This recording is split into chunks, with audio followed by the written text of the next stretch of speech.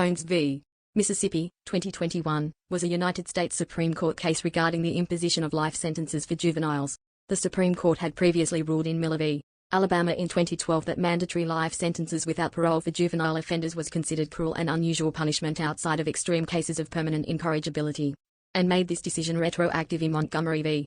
Louisiana in 2016. In Jones, a juvenile offender who was 15 at the time of his offense, challenged his life sentence following Montgomery but was denied by the state. In a 6-3 decision with all 6 conservative justices upholding the life sentence without parole for Jones, the court ruled that the states have discretionary ability to hold juvenile offenders to life sentences without parole without having to make a separate assessment of their incorrigibility. On August 9, 2004, 15-year-old Mississippi resident Brett Jones, born July 17, 1989, fatally stabbed his grandfather Berties after a confrontation over Brett's girlfriend. Jones claimed in court his action was in self-defense. In 2005, he was convicted in Lee County Circuit Court and sentenced to life in prison without the possibility of parole, the mandatory sentence under state law. In 2012, the Supreme Court ruled in Miller v. Alabama that mandatory life sentences without the possibility of parole for juveniles was considered a cruel and unusual punishment under the 8th Amendment to the United States Constitution, and that judges in such cases should be able to consider other factors that may influence such acts. The ruling of Miller v. Alabama was made retroactive to all previous cases in the Supreme Court's decision Montgomery v. Louisiana.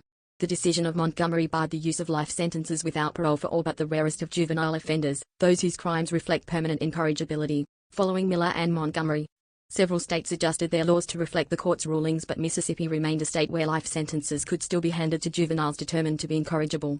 The state of Mississippi granted Jones a rehearing as a result of Montgomery, but still resentenced him to a life sentence without parole. According to Jones's lawyer, the state court failed to consider any aspect related to the permanent incorrigibility or potential for rehabilitation, thus violating the ruling from Montgomery, and thus sought appeals through the Supreme Court. Prior to certifying Jones's case, the Supreme Court had been considering the case of Mathena v. Malvo, docket 18-217, a similar case from Virginia involving Lee Boyd Malvo that raised the question if courts must determine if a juvenile is deemed incorrigible before passing a life sentence. Oral arguments had been held in October 2019, during which the justices referred back to Montgomery. Justice Kavanaugh recognized that a ruling had to differentiate someone who's merely immature as opposed to incorrigible. Due to a change in Virginia's state law, the case was rendered moot before the court could deliver the opinion. Jones's case was certified by the Supreme Court in March 2020. Oral hearings were held on November 3, 2020.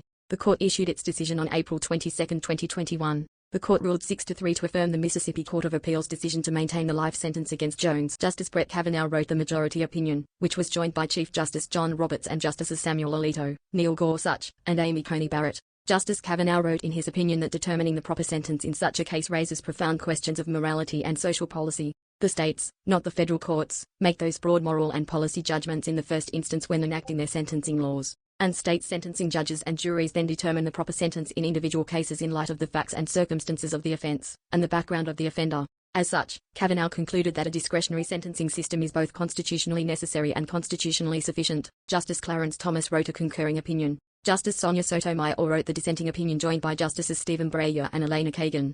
Sotomayor wrote that the majority opinion was an abrupt break from precedent. She continued that the question is whether the state, at some point, must consider whether a juvenile offender has demonstrated maturity and rehabilitation sufficient to merit a chance at life beyond the prison in which he has grown up. For most, the answer is yes.